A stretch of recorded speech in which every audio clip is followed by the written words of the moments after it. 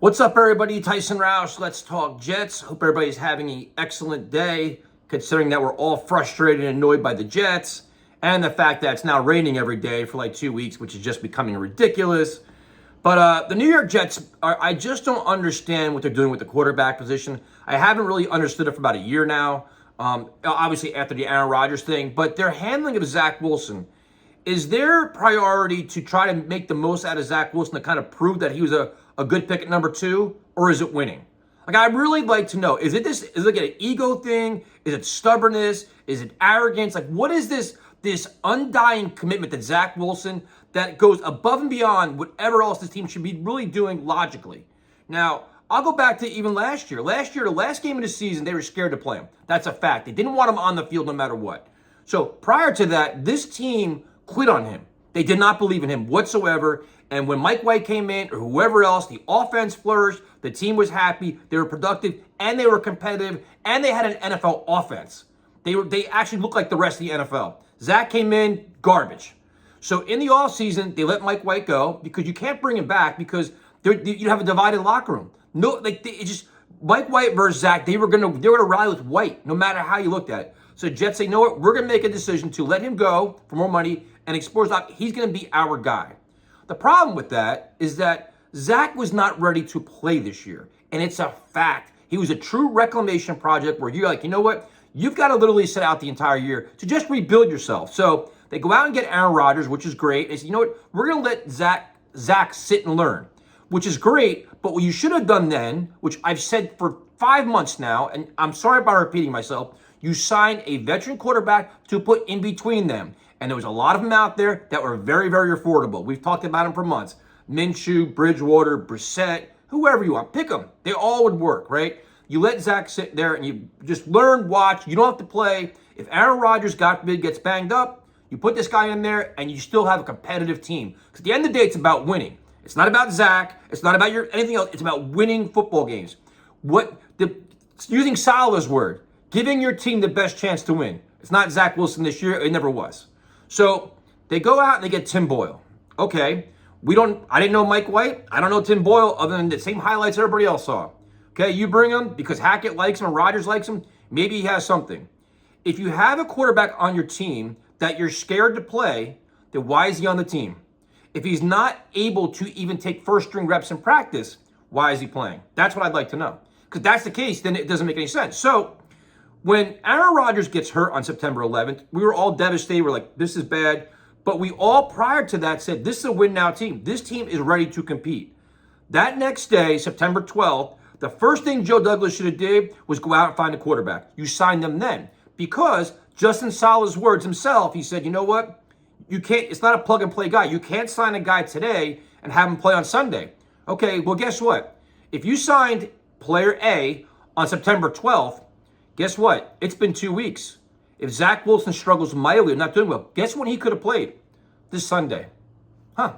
Novel idea, right? So what was the priority there? Now, is it like, well, if we sign somebody, it looks bad on Zach? Who cares? Like, why is everybody so worried about his feelings or the perception? I don't care about perception. The priority should be winning football games, maximizing your opportunity in week 2, week 3, week 4. You don't tank the season. You don't wait. They're always so worried about the backlash. Who cares about backlash? You know how that goes away? You win. Because all you're doing is embarrassing yourself now. So you trot Zach out there, and it's obvious. Everybody with 2 eyes at work can see that Zach Wilson is in over his head. He's swimming. It's his team, his locker room does not have faith in him. They say all the right things because they have to. They've been coached the right things, but he's not ready to play. So I would like to know, is it Saleh? I mean, it can't be a Saleh thing because Saleh realizes that at the end of the day, it's all about winning and losing. I can't see Saleh walking into his locker room, looking at his team and saying, you know what? We're gonna put Zach back out there. Because all you're gonna get is eye rolls, heads going down. Nobody believes in him, dude. So is this a Joe Douglas thing? Because his draft pick? Or is this Woody Johnson saying, you know what? We invested and we gotta do it. Like, who is the decision maker here? Because to me, it's like they changed the hierarchy, right? So Saleh reports to Douglas. If Saleh says, I need a quarterback, does Douglas say no? Or does Douglas go to Woody and Woody says no? How does this work? Because the way they're handling it now is stupid. It's been stupid. It's all this faith in Zach and all this like coddling and babying and all stuff, and it's blowing up in your face. So now you're sitting here at 1-2. Your team looks like you're light years behind the rest of the NFL, and now you're scrambling. You're facing a situation where you're going to go into a Sunday night football game against one of the best teams in football at home, and no fans don't want to go to the game, fans don't want to watch the game, and we don't want to be embarrassed. The last thing you want to see is a stadium half full of Chiefs fans, and we're getting trounced and mocked and made fun of because we can't have a quarterback that can throw the ball. So today you go out and sign Trevor Siemian. You know what? I'll say this: 2 weeks too late. He's a serviceable quarterback, and at this point, he's probably better than Zach Wilson. That's how bad Zach is. Because all we're asking Zach to do is run the fucking offense. Make the easy passes, make the easy throws. If you can throw the ball a little bit, you can run the ball, and you can win football games. Zach can't do that. I'm guessing Trevor Siemian can, but now Trevor can't play for 2 more weeks, so now you have 2 more weeks in this nonsense. You could have avoided all this. It doesn't make any sense. The other thing that doesn't make any sense is why are the Jets not even having Carson Wentz in for a workout? Now, people are saying, like, everybody said the same thing about Carson Wentz. He's a bad teammate, he's a bad leader, he's a bad dad, he's a bad that. Zach's a bad quarterback. You know what everybody kept telling me? Aaron Rodgers can help him. Can Aaron Rodgers not help Carson Wentz, who had some very good years in football? He has with the Eagles, he was the MVP candidate. He's put together some really good statistics, really good games. Is he flawed? Is he? Yes, of course. He's not perfect. But if Aaron Rodgers can be the blessing to Zach Wilson, can he help Carson Wentz? Because Carson Wentz is a shitload more talent than Trevor Siemian, right? Are we truly exploring all options right now to win football games? Or is it about, you know what, we'll bring in Trevor Siemian, but, you know, he can't really push Zach? Let's be honest. I would have benched Zach at halftime of last week. I think at this point, he should have played his last game as a Jet, unless Tim Boyle goes down, Trevor Siemian goes down. Like, I don't play him on Sunday because nothing good's going to come out of it. Nothing. We know he's not the long-term answer. He's not the short-term answer. Nobody believes in him. The play calling reflects that. And the thing is, look at the play calling this year. Look at the play calling last year at LaFleur. It's the same thing. It's conservative. Kid, don't lose the game for us. And the fact that Saleh tells us, well, you know what? He had no turnovers. He had no first downs either. He had our standards are so low for Zach, and they keep justifying it. It doesn't make any sense. So my question is, where's the Jets' priority at now?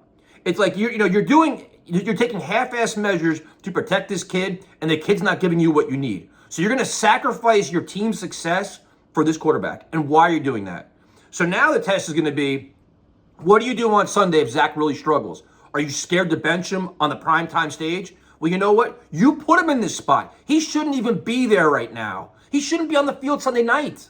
But now you're going to put him out there. If he struggles and gets booed off the field, this is your own fault, Jets. This is your fault. Whether it's Saleh, Douglas, Woody, I don't give a fuck who it is. You're setting everybody up for failure and embarrassment. You are. And then the thing is, well, if they're scared to play Tim Boyle, dude, that is a bigger indictment of what we're doing here. Like, what are you signing guys for? Why is he on the team if you don't want to play him or you're scared to play him, right? So you got to wonder what the hell they're doing, man.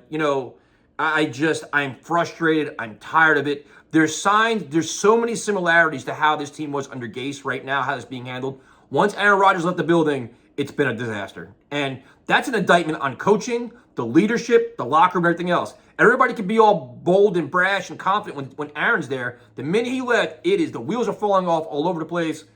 Trevor Siemian, man, whatever. I would still work out Wentz, to be honest with you. I would. And you just kind of hope you get blown out on Sunday. You have Trevor Siemian play against the Broncos. You try to win that game. Just try to stay relevant in the mix and see what happens. And the other thing, too, I know we're already getting comments on. I saw Aaron Rodgers' comments today about the locker room and stuff like that.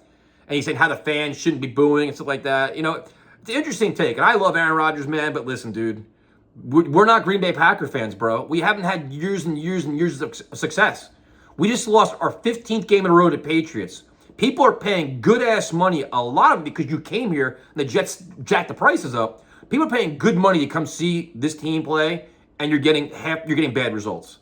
So, I get it. You shouldn't boo your own team, but when you're watching the worst quarterback in football play for a team for the second year in a row, and you watch your coach try to talk about it and make a fool of himself.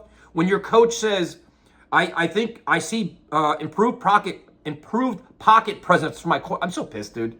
Improved pocket presence for my quarterback, and you're watching Zach take sacks, fall down, had the ball for 5 seconds, not know where to go with it. Like it's a comedy of errors, man. So I'm beside myself, man. Just get us to Sunday. They signed Simeon, so I say, you know what? We heard all the noise. I mean, even Joe Namath is ripping the team. Joe Namath is like your mascot. He's like the guy you always trot out when things are bad to make things seem better. Even he's fed up with it because it's coming off like incompetence or negligence or just pure stupidity. I don't know what it is, but I don't know. Let me know what you guys think, man. I just don't agree with how they're handling this. And you just get this feeling this team is going to spiral out of control. And Aaron Rodgers being in the booth or on the side is not going to help anything, dude. Because you can't make chicken salad out of chicken shit.